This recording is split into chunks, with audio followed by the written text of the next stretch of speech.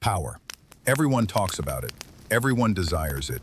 But here's the brutal truth Machiavelli saw clearly. Power is never gifted, never inherited in its purest form, never granted out of kindness. It is seized, constructed, and defended with ruthless intent. Most people live under the illusion that society, authority, or luck will someday hand them power. They wait for recognition, for permission, for someone to tell them they're ready. Machiavelli would laugh at this, because in his world, and in ours, waiting is the surest way to remain powerless. Machiavelli wrote in The Prince that rulers who rely on the goodwill of others are destined to collapse. Why? Because goodwill evaporates the moment circumstances change.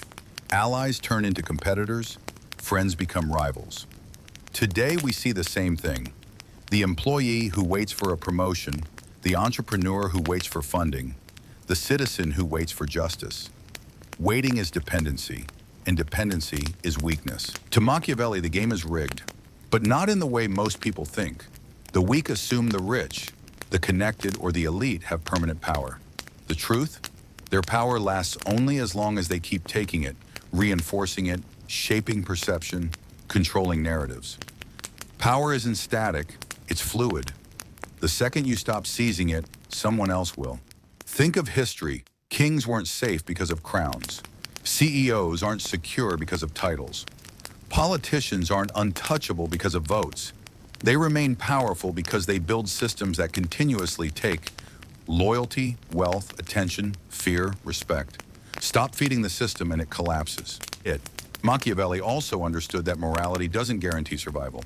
In fact, excessive morality is often a death sentence in politics and power. He warned rulers that generosity, kindness, or passive virtue might win applause. But applause doesn't defend your throne. Applause doesn't stop betrayal. Applause doesn't silence a dagger. And yet, here's the paradox. People think seizing power means being cruel, violent, or inhumane. But Machiavelli's definition of taking power was far more subtle. It wasn't always about war or bloodshed. Sometimes it was about perception, control the narrative, and you control behavior. Control behavior, and you don't need to swing a sword. Let's translate that into the modern world. The entrepreneur who sets trends isn't waiting for customers. He's shaping their desires. The leader who speaks with conviction isn't waiting for applause. He's forcing the audience to recalibrate their beliefs. The individual who stops asking what's fair and starts asking what works isn't waiting for justice. He's bending reality to his advantage. That's the Machiavellian law. Power exists only in action. Waiting is surrender. Hoping is self-deception. In his words, fortune favors the bold. And bold doesn't mean reckless. It means decisive, relentless, unafraid of consequence. But here's where psychology comes in. Most people don't lack opportunity. They lack permission. They're trained from childhood to ask before they act, to wait for authority, to seek approval. Society raises obedient workers, not power seekers. And Machiavelli's genius was seeing that those who break free from this conditioning instantly step above the masses. Because when you stop waiting, the world notices. When you stop asking for permission, people label you dangerous. When you stop chasing acceptance, people call you ruthless. When you start taking what others hesitate to claim, people suddenly recognize your presence. Not because you're cruel, but because you're playing a game they're too afraid to enter. Machiavelli also exposed a harsh truth. Most people don't actually want power. They want the illusion of safety. They want the benefits of power without the responsibility, the control without the accountability. That's why they hide behind excuses, waiting for fate to deliver. And that's why they remain weak. Real power demands risk. It demands stepping into uncertainty, burning bridges, and enduring isolation. It demands courage that most people will never summon. But Machiavelli argued that the cost of weakness is far greater. Because if you refuse to seize power, you will forever live under the authority of those who do. So remember this, power is never given. It is never awarded like a medal. It is never handed down through kindness. Power is seized, defended, and expanded by those who dare to act while others hesitate. The Machiavellian law is simple. If you don't take it, someone else will. And once you internalize this, once you stop waiting for permission, you'll see the world differently, not as a prison of rules, but as a battlefield of opportunities. And in that battlefield, hesitation is defeat. In The Prince, Machiavelli warned rulers of a deadly mistake: showing too much. Flaunting strength, revealing plans, displaying wealth, or broadcasting strategy is not power. It's exposure. Because the moment the world sees your cards, it begins plotting against you. Today, we live in an age of oversharing. People broadcast their every success online. They publish goals, expose vulnerabilities, even give enemies a roadmap of their ambitions. Machiavelli would shake his head. To him, this is not confidence. This is weakness disguised as pride. He believed concealment was more powerful than display. Not because secrecy is noble, but because mystery is a weapon. When people can't measure you, they can't plan against you. When they don't know your true strength, they underestimate or overestimate you. And both are advantages. If they underestimate, they lower their guard. If they overestimate, they hesitate to act. Either way, you win. Think of history. The most feared rulers weren't those who constantly boasted of armies and riches. They were those who kept people guessing. Genghis Khan spread rumors of supernatural powers to terrify enemies before battle. Renaissance princes concealed alliances until the last moment, keeping rivals paralyzed in uncertainty. And today, the same principle rules. The CEO who underplays his company's growth confuses competitors. The negotiator who never shows desperation forces the other side to reveal more. The individual who carries themselves with quiet composure keeps everyone wondering, what do they really know? This is the law: reveal results, not strategy. Machiavelli understood that results are undeniable. But strategy? Strategy is fragile. Expose it and the enemy finds cracks. Keep it hidden and the enemy fights ghosts. Modern psychology agrees. Studies show people are more threatened by what they can't define. Ambiguity creates anxiety. The mind fills gaps with exaggeration. If you leave room for doubt, people will imagine you're stronger than you actually are. Machiavelli weaponized this truth centuries ago. Here's the paradox. People think flaunting strength attracts respect. It doesn't. It attracts envy, resistance, and plots. The more visible your wealth, the more thieves prepare. The more obvious your dominance, the more challengers arise. Power displayed too openly is a beacon for rivals. That's why Machiavelli insisted that rulers appear approachable, but remain unreadable. Show humanity, but hide leverage. Show gestures, but hide intentions. Let people see your smile, never your plans. So how do you practice concealment today? Online, post less about goals and more about values. Let outcomes speak. Let silence guard your moves. In business, reveal just enough to earn trust, but never enough to replicate your methods. In relationships, share presence, not dependence. Mystery sustains respect. Because once people believe they've figured you out, they stop fearing you. Machiavelli also saw weakness as opportunity. While you conceal your strength, you must exploit the weaknesses others can't hide. This isn't cruelty, it's reality. Every rival exposes themselves. Arrogance, greed, vanity, insecurity. The Machiavellian mind watches, collects, and leverages those cracks. The arrogant man? Flatter him and steer his pride. The greedy man? Dangle rewards to redirect him. The insecure man? Withhold approval and control his need for validation. Notice what's happening here. Power isn't brute force, it's chess. And in chess, you don't show your queen too soon. You don't reveal your checkmate in advance. You let the other side expose themselves while you remain unreadable. There's also a psychological elegance here. Concealment is not silence out of fear. It's silence out of discipline. It's training your ego not to seek validation. It's resisting the urge to prove yourself. And that resistance itself becomes power. Because the one who talks less, reveals less, always controls the frame. Look at modern leaders. The most effective aren't the ones constantly broadcasting confidence. They're the ones who remain composed, whose words are scarce, whose moves are delayed but devastating. Their presence forces anticipation, and anticipation is control. Machiavelli's brilliance was that he didn't glorify silence as moral virtue. He glorified it as strategy. Concealment isn't about being humble, it's about being unassailable. The less people know, the less they can attack. The less you reveal, the more they assume. And assumptions are far easier to control than facts. But here's the final twist.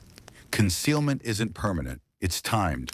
Machiavelli advised rulers to strike with clarity only when the effect was irreversible. Keep the world in shadow until the moment you reveal a move they can't counter. That's why surprise victories dominate history. They weren't the product of superior strength, but of superior concealment. So understand this law. Power displayed is fragile, power concealed is untouchable. Let your presence be visible, but let your full strength remain invisible. Let others broadcast their plans while you study them. Let them expose their weakness while you guard your silence. Because in a world addicted to noise, mystery is magnetic. And when people can't measure you, they can't predict you. And when they can't predict you, they can't stop you. Is it better to be loved or feared? This is the question that made Niccolò Machiavelli infamous. His answer was brutal, direct, and unforgettable. If you cannot be both, it is safer to be feared. Why? Because love is fragile. Love shifts with emotion, with convenience, with changing circumstances. Fear, on the other hand, is anchored. Fear is survival. Fear doesn't vanish when moods change. It binds deeper than affection because it ties not to preference, but to consequence. Most people want to be loved. They crave approval, applause, admiration. But Machiavelli saw through this weakness. He warned that leaders who rely on love will eventually be betrayed because love fades the moment it costs something. People will adore you when it's easy, but when loyalty demands sacrifice, affection evaporates. Fear is different. Fear makes betrayal costly. Fear enforces boundaries even when emotions fail. Fear makes disobedience too expensive to attempt. Now, Machiavelli never said cruelty for its own sake was wise. He never said fear should be rooted in violence alone. In fact, he warned rulers to avoid being hated, because hatred is uncontrollable. But a carefully constructed fear, one that maintains respect without inviting rage, is stronger than the sweetest love. Think about history. Julius Caesar was adored, yet assassinated by those closest to him. Alexander the Great inspired loyalty, yet his empire crumbled the moment he died. But rulers who instilled fear, rulers like Cesare Borgia, the very model for Machiavelli's theories, maintained control even through chaos because people preferred obedience to risk. And in today's world, this law still operates. The boss who is everyone's friend often loses authority. The parent who only seeks to be loved by their child loses discipline in the household. The politician who panders for applause is discarded when the crowd changes mood. Fear creates consistency. It removes choice. It forces reliability where affection fails. You might not love the law, but you fear the penalty, so you obey. You might not admire your manager, but you fear losing your job, so you comply. You might not like authority, but you fear consequences, so you adjust. This is Machiavelli's insight. Love is voluntary, fear is not. But here's where psychology deepens the point. People fear loss more than they value gain. Behavioral economics calls this loss aversion. We fight harder to avoid losing what we have than to gain something new. That's why fear lasts longer than love. Because love promises, but fear threatens. And threats carry weight in the human brain that affection never can. So how do you apply this without becoming cruel? Machiavelli gives the answer. Predictability of consequence. If you reward, reward consistently. If you punish, punish decisively. Never make threats you won't enforce. Because fear collapses when people discover your boundaries are hollow. True authority is built when people know where the line is. And know you'll defend it. Think of a leader who rarely raises their voice, but when they act, everyone listens. That is fear at work. Not terror, not rage, but respect rooted in consequence.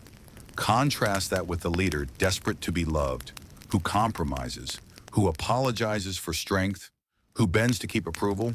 One loses authority quietly, the other never has to ask for it. This principle also applies to relationships beyond leadership. In business, if your partners believe you're too eager for approval, they'll push boundaries. In personal life, If friends know you'll tolerate disrespect because you fear losing them, they will test you. Love gives them space to take advantage. Fear sets the perimeter. Machiavelli's brilliance was seeing that love and fear aren't opposites. They're layers. Love may attract followers, but fear cements them. Love may inspire loyalty, but fear guarantees obedience. Love may motivate, but fear regulates. If forced to choose, choose the force that endures. Of course, the weak misinterpret this. They think fear means brutality, manipulation, or constant intimidation. That's not Machiavelli's lesson. He didn't admire tyrants who were despised, because hatred destroys fear. He admired rulers who struck balance, admired enough to avoid revolt, feared enough to prevent betrayal. This balance is rare, but when achieved, it is unshakable. In the modern world, this balance looks like discipline paired with respect. The teacher who demands rigor but is fair. The employer who enforces rules but rewards competence. The strategist who never shows desperation but never abuses authority either. These are Machiavellian archetypes, feared enough to ensure obedience, respected enough to avoid rebellion. Because here's the truth Machiavelli knew. Love is conditional, but fear is structural. You don't need to update fear daily. You don't need to win it back with effort. Once established, it runs silently, invisibly, shaping behavior long after you've left the room. So ask yourself, are you trying too hard to be loved? Are you sacrificing respect for affection? Are you chasing approval while losing authority? Machiavelli's law is clear. Love fades, fear endures. To be both is ideal, but if you must choose the force that doesn't depend on someone else's mood. Choose the one rooted in survival, not preference. Choose fear. Because when the applause dies, when the admiration vanishes, when affection turns to resentment, fear remains.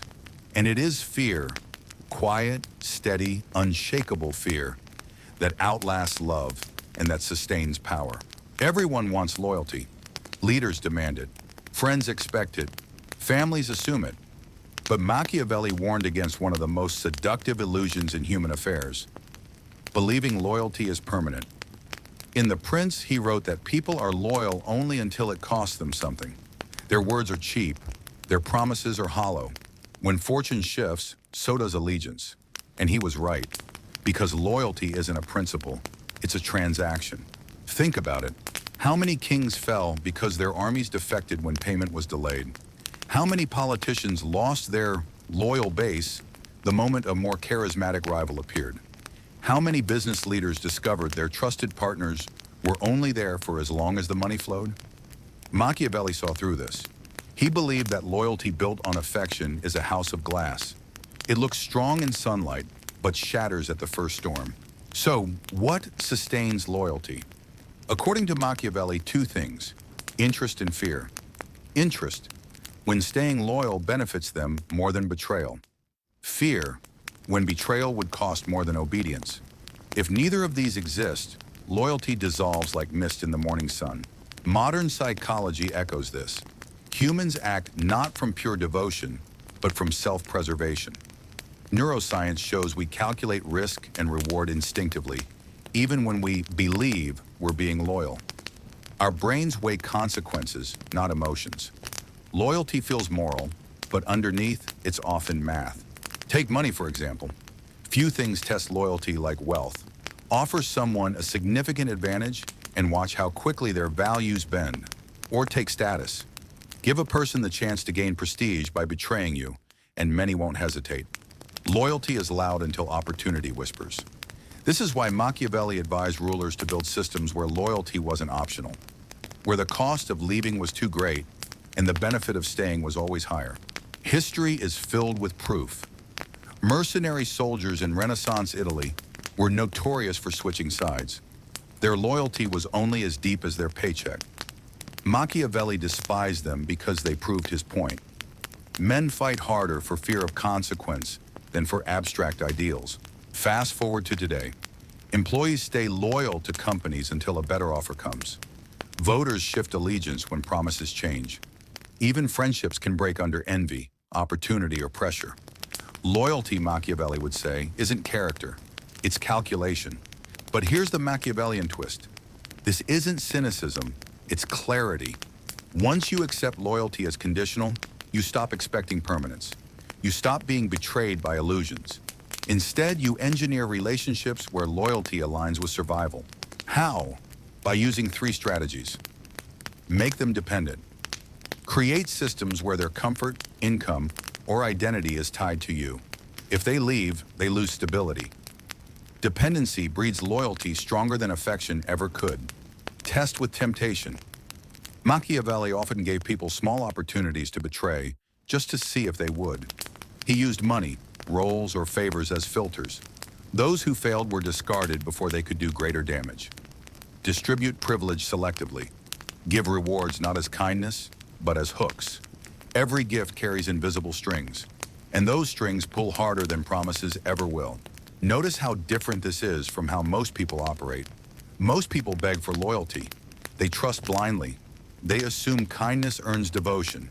But Machiavelli warned that generosity without control creates parasites, not allies.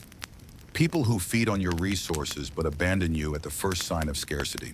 Even family isn't immune. He saw bloodlines fracture over inheritance, siblings turn to rivals, heirs murder fathers for crowns. The brutal truth, loyalty weakens when power shifts. That's why he urged rulers to never confuse familial affection with political reliability. In the modern world, you can see this everywhere. The business partner who talks about brotherhood until money gets tight. The politician who swears allegiance until polls swing. The friend who praises your success until envy poisons their loyalty. It isn't betrayal, it's predictable human nature. So, what's the lesson? Stop asking, who's loyal to me? And start asking, what forces keep them loyal? If you can't answer that, you don't have allies. You have actors waiting for a better script. Machiavelli believed the best leaders didn't trust loyalty. They managed it. They understood that people follow incentives, not ideals. They designed structures where betrayal was more painful than obedience, where turning away meant loss and staying meant survival. This is why he valued fear alongside interest, because fear makes loyalty reliable. When someone both benefits from your power and fears losing it, their allegiance hardens. Not because they love you, but because they can't afford not to. So remember, loyalty is a mirage. It shimmers, it seduces, it looks solid until you touch it. Then it dissolves. Don't chase it. Don't beg for it. Don't confuse words with reality. Instead, build systems. Test people. Anchor loyalty in self-interest and consequence. Because in Machiavelli's world, and in ours, loyalty doesn't survive on love. It survives on leverage.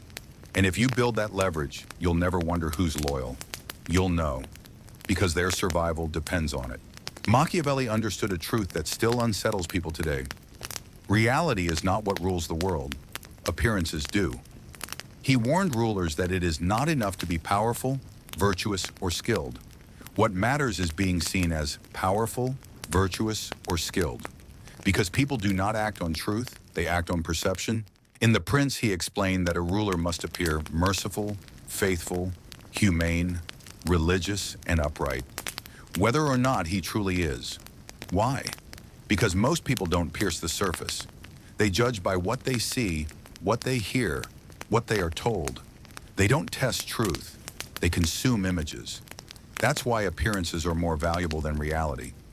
Reality may remain hidden. Appearances are what people act upon. Think of it. A politician doesn't need to be moral.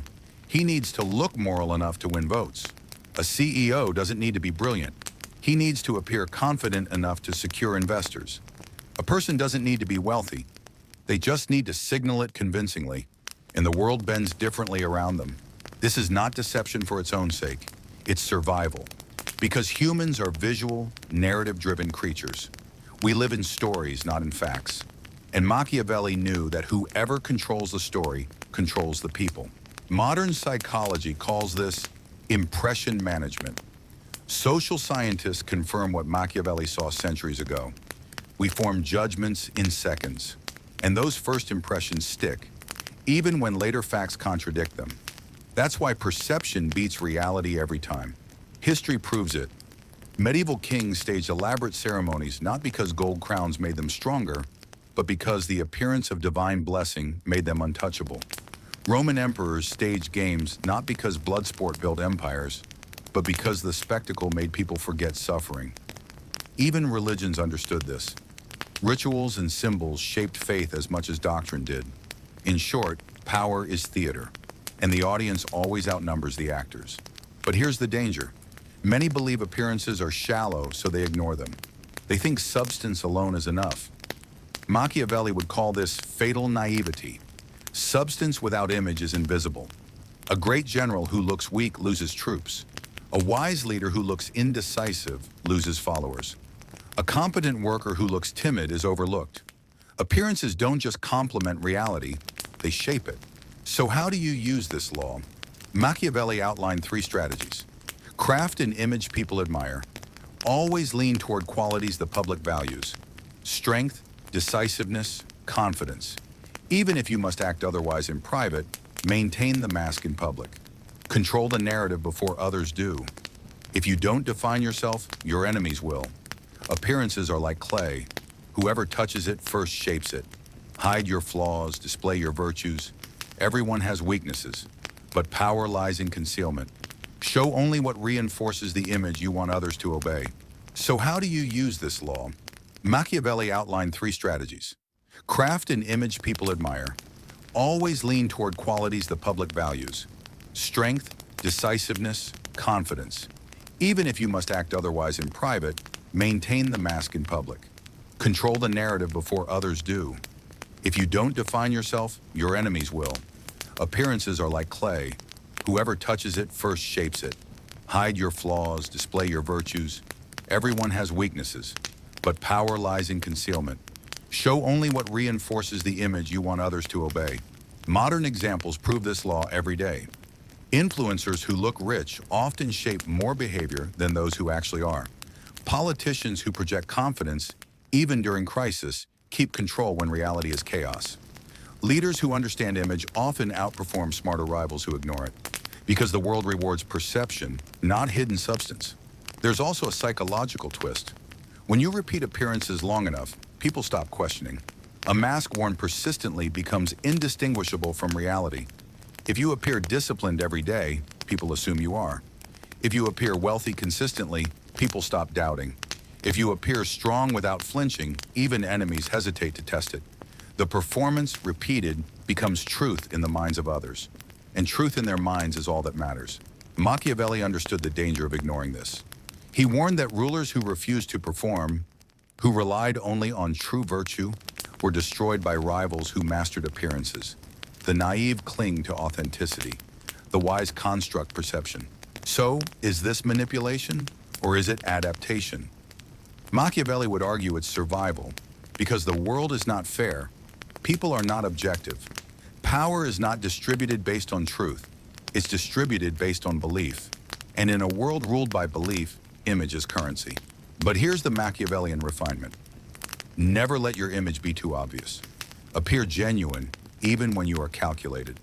People forgive a lie if it flatters them. They revolt against a mask they can see. So the art is not just to perform, but to perform invisibly until appearance and reality blur. The strong, therefore, master duality. They know the truth privately. They project the image publicly. They never confuse the two. That duality is what Machiavelli admired.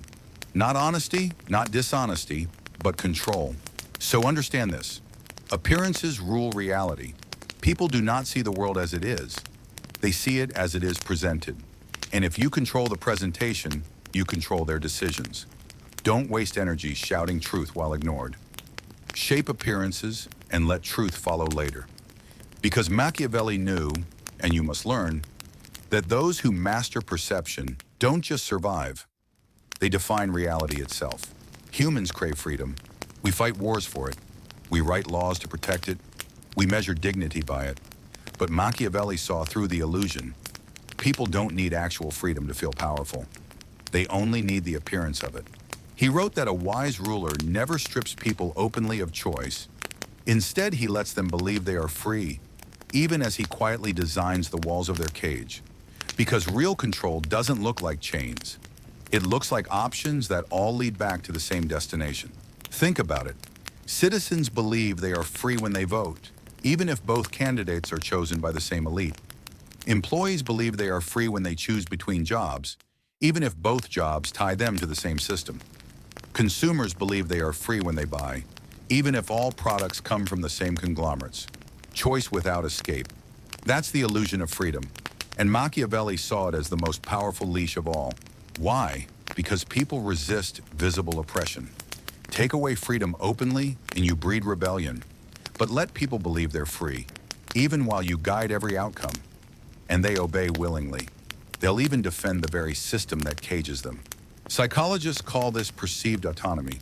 Studies show people work harder, remain more loyal, and even tolerate suffering when they believe they're choosing it. The illusion is enough. History proves this. Roman emperors gave the mob bread and circuses. Food and entertainment distracted them from tyranny, making them believe they lived well, even as freedom dissolved. Feudal lords allowed peasants local traditions, small freedoms, while taxation drained their lives. Even modern democracies echo this. The appearance of choice pacifies resistance, even when power remains concentrated. Machiavelli would argue, freedom doesn't need to be destroyed, it just needs to be designed. Here's the Machiavellian strategy. Give people choices that matter to them emotionally, but not to you structurally. Let them argue about fashion, about trends, about identities. Let them feel powerful in personal expression while you retain control over resources, law, and authority. They'll fight each other endlessly over illusions, never realizing the deeper cage. Modern examples are everywhere. Social media gives you freedom to post anything, while algorithms decide what actually spreads. Workplaces give flexibility to choose projects, while the company decides salaries, promotions, and futures. Nations give free speech, but control media ownership, narrative, and framing. The freedom feels real, but the structure remains untouchable. Machiavelli believed this was the smartest kind of rule, because when people think they are free, they police themselves. They defend their freedom even when it is hollow. They'll call critics paranoid. They'll fight to protect the very structures that control them. That is the genius of the illusion. And here's where psychology sharpens the blade. Humans fear uncertainty more than they fear limits. Total freedom overwhelms. It paralyzes. Structure, even disguised as freedom, comforts. That's why people prefer systems, governments, companies, religions that set boundaries. The trick is letting them feel like they chose those boundaries. So how do you apply this principle in your own life? 3 ways. Control frameworks, not details. Don't micromanage. Set the stage, then let others play. They'll think they're in charge while moving inside your script. Offer limited but visible options. Never give just one path. It feels like oppression. Offer 2 or 3, but design them to converge in your favor. Mask control with kindness. When people feel guided rather than forced, they mistake your control for generosity. Think about a skilled negotiator. Instead of demanding terms, he presents multiple options. All look different, but each benefits him. The other side feels empowered because they chose. But in reality, their freedom was engineered. That is Machiavelli's wisdom. Real control doesn't silence freedom, it scripts it. Of course, Machiavelli knew this illusion can backfire if people discover it. If citizens realize their freedom is fake, rebellion ignites. That's why he stressed appearances must be carefully maintained. You must refresh the illusion with symbols, ceremonies, narratives. Keep people busy defending the cage instead of breaking it. This is why governments emphasize national holidays, why corporations design workplace cultures, why brands tell stories of empowerment. They are feeding the illusion, not necessarily maliciously, but strategically. They understand that people thrive when they believe they're free, even if that freedom has limits. Machiavelli also knew the illusion of freedom worked both ways. For rulers, it maintained power. For individuals, it could be reversed by seeing through illusions. If you learn to spot cages disguised as choices, you stop playing games others designed. You start building your own frameworks instead of defending someone else's. That's where real freedom begins. Not in the options offered, but in the ability to design the game. So here's the paradox. The crowd will always chase freedom within cages. The strategist steps outside and asks, who built the cage in the first place? Machiavelli's advice was not just for rulers. It was for anyone who wants to stop being ruled. So remember this law. Freedom doesn't need to be real to control people. It only needs to feel real. The powerful design the structure. The masses defend the illusion. And in that gap, in between what is real and what is believed, lies control. Don't just ask if you're free. Ask if the freedom you defend is yours, or if it's a leash disguised as choice. Because Machiavelli knew, the cage that convinces you it's a palace is the hardest cage to escape. Machiavelli knew something that makes many uncomfortable. People are not driven by loyalty, virtue, or ideals. They are driven by fear and reward. Strip away the speeches, the morality, the promises, and every action reduces to one question. What happens to me if I obey? What happens to me if I don't? He wrote in The Prince that rulers should never rely on gratitude or promises, because gratitude fades and promises are broken. Instead, he urged leaders to use two weapons that never fail: punishment and benefit. This is the architecture of power. Reward secures compliance by offering pleasure, status, or gain. Fear secures obedience by threatening loss, pain, or exclusion. Together, they form a cage stronger than steel. Too much reward without fear creates entitlement. Too much fear without reward breeds rebellion. Balance them, and you create stability. Think of history. The Roman Empire lasted for centuries because it combined both. Bread and circuses for the people, crucifixions and legions for the disobedient. Kings gave land to loyal vassals, rewards, but punished treachery with death. Even religions harness this duality. Heaven as reward, hell as fear. Machiavelli didn't invent the system. He exposed it, and he taught rulers to wield it deliberately instead of naively. In modern life, this principle is everywhere. Employers reward workers with salaries and titles while threatening termination if performance drops. Governments reward citizens with social benefits while punishing through taxes, fines, or imprisonment. Social groups reward with belonging while punishing with exclusion and shame. The method hasn't changed, only the costumes have. Psychology explains why this works. The human brain is wired for survival. We are loss-averse. We fear losing more than we desire winning. That's why fear often proves more effective than reward. Yet reward remains essential because it disguises control with pleasure. Fear enforces, reward seduces. Together, they make obedience feel like choice. Machiavelli also warned, punishment must be decisive. A ruler who threatens but fails to act loses credibility. Fear collapses when people realize consequences aren't real. Likewise, rewards must be visible enough to inspire, but scarce enough to maintain hunger. Too much generosity breeds weakness. Too much cruelty breeds revolt. This is the Machiavellian formula. Reward sparingly, enough to motivate, never enough to satisfy. Punish decisively, enough to deter, never enough to inflame hatred. Balance constantly, adjust based on loyalty, ambition, and circumstance. Think of a leader who rarely praises, but when they do, it feels unforgettable.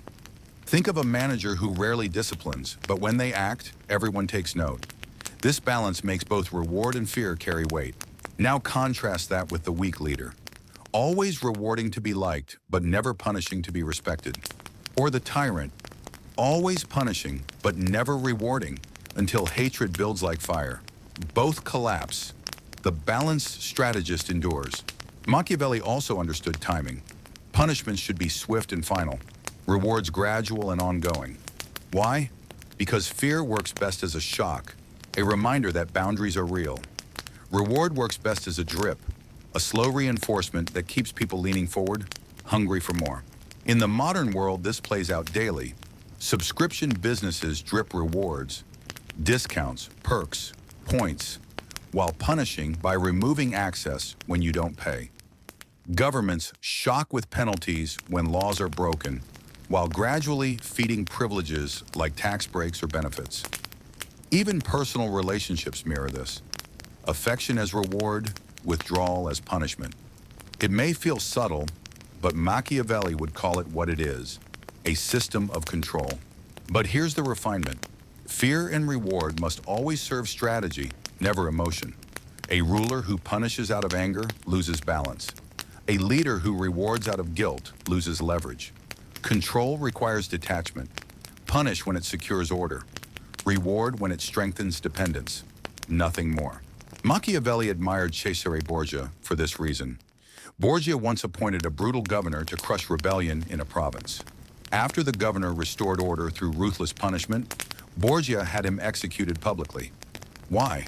To instill fear of betrayal, but also to appear merciful to the people. He used fear and reward in one masterstroke, punishing disobedience while rewarding obedience with restored stability. That, Machiavelli wrote, was how power is preserved, through calculated spectacle. So, how do you practice this today without kingdoms or armies? Define your boundaries. Make clear what earns reward and what earns punishment. Never blur the line. Deliver both with precision.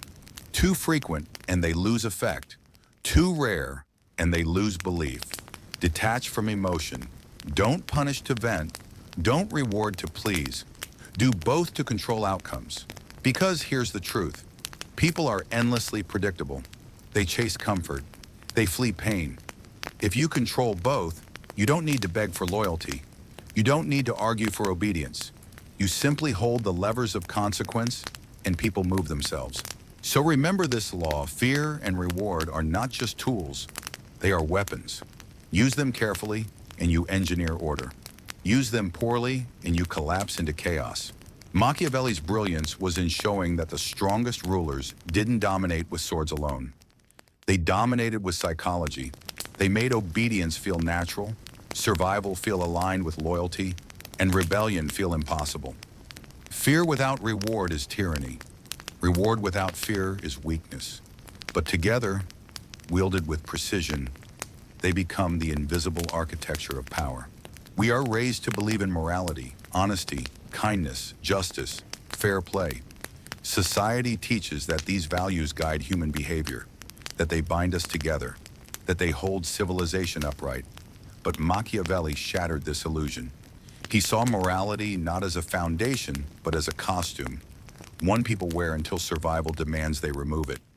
In The Prince, he made it clear, rulers who cling too tightly to morality are destroyed by those who don't. Why? Because morality bends under pressure. Strategy does not. To Machiavelli, morality was fragile for three reasons. It is conditional. People act good when it is safe, not when it is costly. It is situational. The same person who praises honesty may lie without hesitation if their survival is at stake. It is performative. Many display virtue not to live it, but to be seen living it. Strip away the spotlight, and morality often evaporates. History offers endless proof. Kings promised justice, yet betrayed allies when threatened. Religious leaders preached humility, yet lived in excess. Politicians campaign on virtue, yet sell decisions to the highest bidder. Even ordinary people claim values, yet abandon them for money, status, or fear. Machiavelli's point wasn't to condemn this. His point was to understand it and use it. He argued that morality is not a fixed principle. It is a tool of perception. If appearing moral secures power, use it. If discarding morality secures power, discard it. The ruler who insists on absolute virtue, he wrote, is doomed to be devoured by less scrupulous rivals. This isn't cynicism, it's clarity, because morality only works in a world where everyone plays by the same rules. And Machiavelli knew, the world never plays fair. Think about modern life. The businessman who lies on paper but secures the contract. The politician who bends truth but wins the vote. The employee who flatters a boss but rises faster than the honest worker. Do we admire them? Not always. But do they win? Often, yes. And in a Machiavellian world, winning defines power more than virtue does.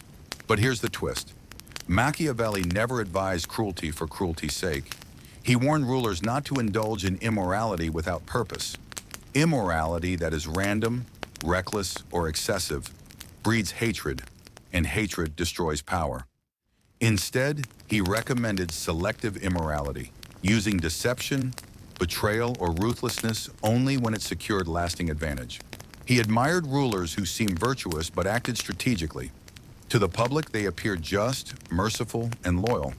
But behind closed doors, they lied, manipulated, and cut down rivals when needed. This duality, appearance of morality, reality of calculation, is what he believed sustained power. Modern psychology agrees. People judge by appearances, not motives. As long as you appear moral, most will never test your reality. That's why public image can survive hidden ruthlessness. And that's why Machiavelli urged leaders to master the mask. The fragile nature of morality also reveals itself in crisis. Watch what happens when systems collapse, when war erupts, when economies crash, when famine spreads. People who swore allegiance to morality suddenly justify theft, violence, and betrayal. Not because they're evil, but because survival trumps principle. Machiavelli saw this long before modern psychology gave it a name: moral elasticity, the human tendency to stretch or discard values when pressured by necessity. So, what is the Machiavellian move? Never rely on morality as a shield. Build systems where morality serves strategy, not the other way around. Expect betrayal. Anticipate hypocrisy. And when morality bends, position yourself to gain. For example, in negotiations, assume the other side will sacrifice honesty for advantage. Prepare contingencies. In leadership, assume loyalty will crack under pressure. Build fear and interest as stronger anchors. In personal life, don't confuse virtue signaling with true integrity. Test people by action, not by words.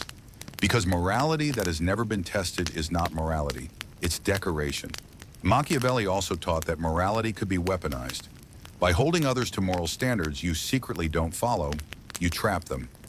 Let them remain bound by principles while you maneuver freely.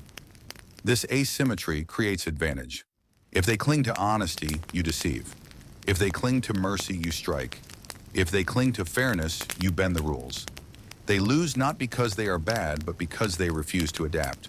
This is why Machiavelli admired the fox as much as the lion.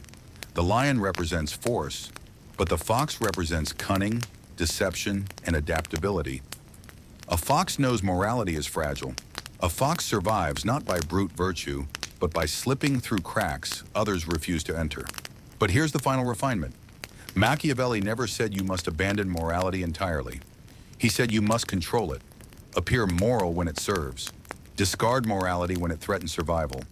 Reapply morality when the crowd demands it.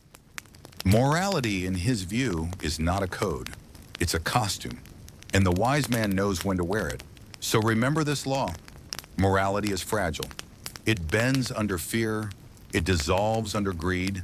It collapses under survival. Don't despise this truth. Use it. Expect betrayal where others expect loyalty. Anticipate deception where others assume honesty. And never chain yourself to principles your rivals will not honor. Machiavelli's wisdom is simple. Strategy endures. Morality breaks. And if you want to hold power in a world where virtue is a mask, you must learn to wear it when needed and remove it when necessary.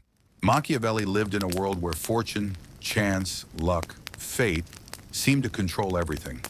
Princes rose and fell overnight. Armies collapsed after sudden storms.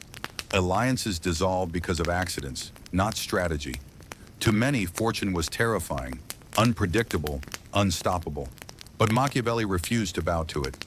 He admitted fortune plays a role in human life, perhaps half of it. But the other half, that belongs to us. And those who seize that half with ruthless boldness can bend fortune to their will. He compared fortune to a violent river. Left unchecked, it floods, destroys, and drowns everything in its path. But the wise ruler builds dams, channels, and barriers long before the storm comes. You cannot stop fortune, but you can prepare for it. And if you are bold enough, you can even ride it. To Machiavelli, boldness was the antidote to fate. He wrote that fortune favors the audacious, because fortune itself is like a woman, unpredictable, wild, and best mastered by those who act with strength, not timidity. While others hesitate, the ruthless leap. While others analyze endlessly, the ruthless strike. And when fortune shifts, those who dared remain standing, while the cautious are washed away. History proved this. Cesare Borgia, Machiavelli's model prince, faced fortune's cruelty when his father, the Pope, died suddenly. With his protector gone, rivals circled like wolves.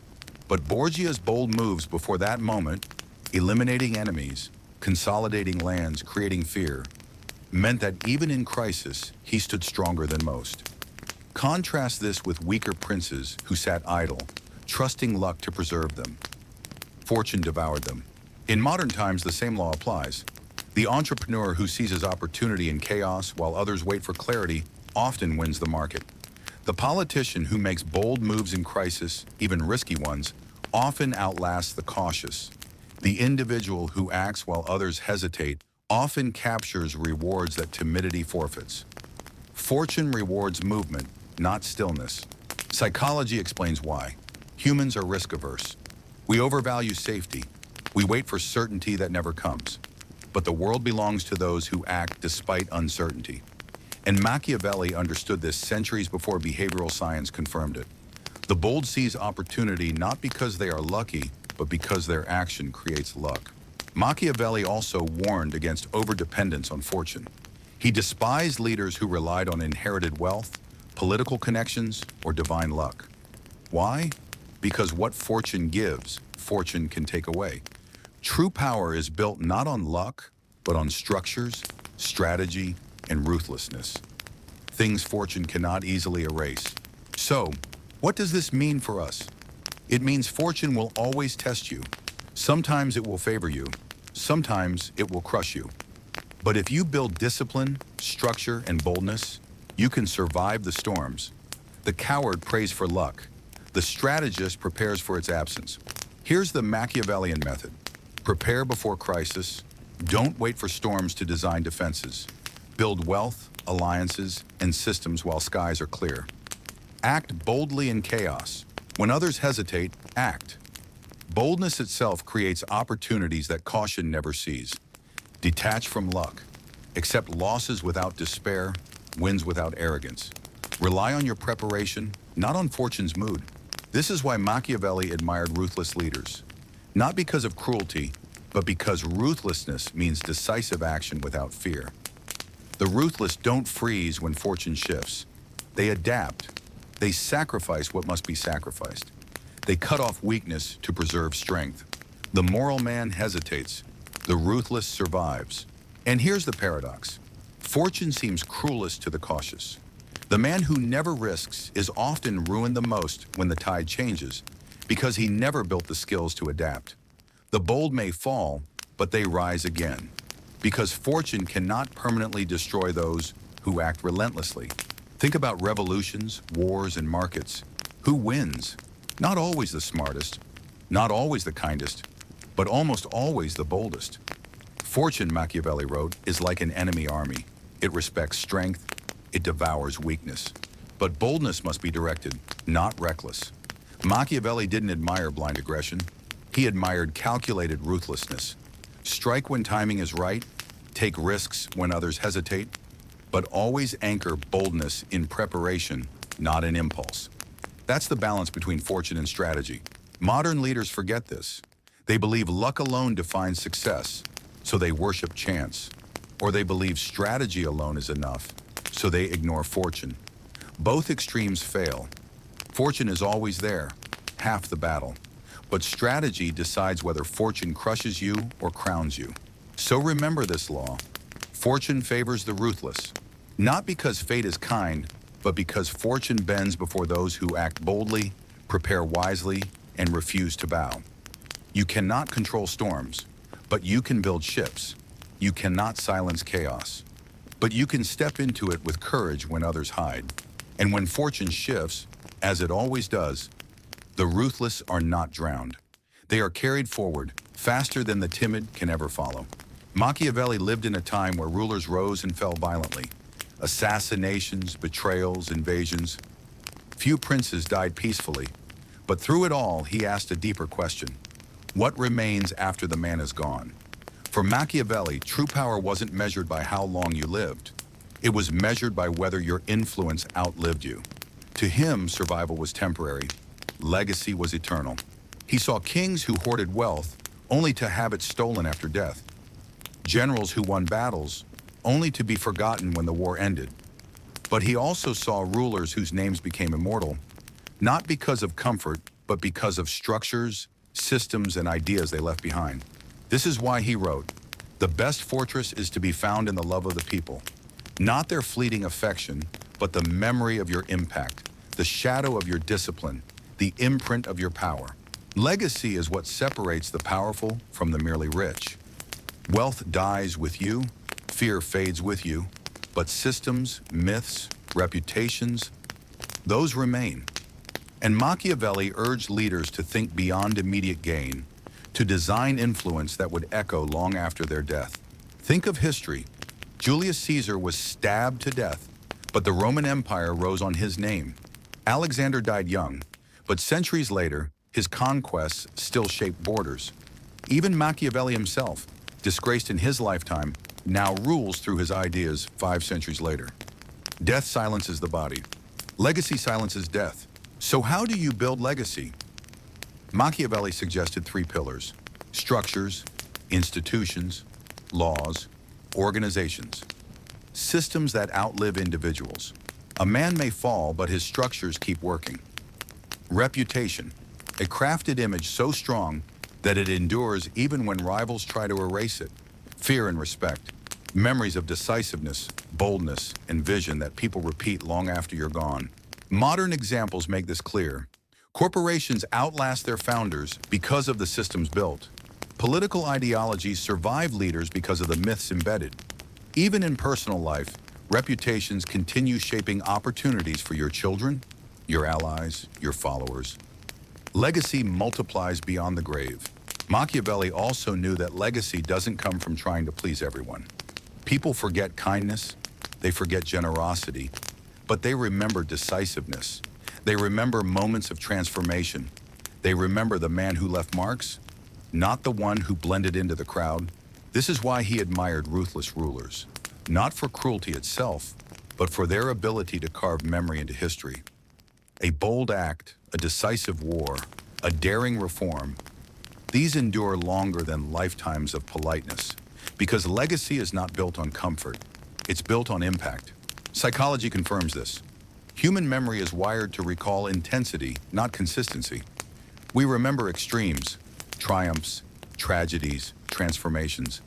That's why the cautious fade from history, while the bold, for better or worse, are never forgotten. Machiavelli understood, to live quietly may be safe, but to die remembered is power. So, what's the Machiavellian formula for legacy? Think beyond the moment. Every decision is not just survival, but inscription into memory, shape narratives. Legacy is less about what happened, more about how it is told. Control your story, and you control what survives. Invest in permanence. Build institutions, write ideas, create influence that can't be erased overnight. He warned rulers never to confuse possession with permanence. Castles can be burned, gold can be stolen, but fear, respect, and myth, those endure. If you build wisely, even enemies will carry your name, repeating your story, reinforcing your shadow. This is why so many powerful men feared obscurity more than death. To die without legacy is to die twice, once in body, once in memory. But to die with legacy is to live forever in the minds of others. Machiavelli's own life proves this. He died in disgrace, mocked and ignored. Yet today, presidents, CEOs, generals, and thinkers still quote him. His influence became his immortality. So, how do you apply this?